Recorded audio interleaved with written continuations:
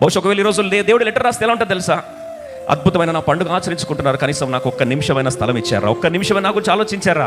కేకుల గురించి ప్రస్థానం ఉంది, గిఫ్ట్ల గురించి ఆలోచిస్తున్నావు, బట్టల గురించి ఆలోచిస్తున్నావు, తిరిగి కుటుంబంతో ఎలా కలుసుకొని సంబరాలు చేసుకోవాలి, ఫ్యామిలీ గట్టిగా ఎలా కలిగి ఉండాలి, ఇవన్నీ ఆలోచిస్తున్నావు. కానీ ఈ క్రిస్మస్కి కారణమైన శరీరధారి అయిన నా గురించి ఒక్క నిమిషమైన ఆలోచించావు? ఈరోజు అడుగుతున్నాడు ప్రభు మరి ఒకసారి. If there is no Christ in Christmas, we're literally wasting away all our time. కారణం అడుగుతాను, వారి బంధం పోయిందా? బంధం పోలే. మరి అనే తల్లి బంధం పోయిందా? పోలే. తండ్రి బంధం పోయిందా? పోలే. మరి ఏం పోయింది? సహవాసం పోయింది.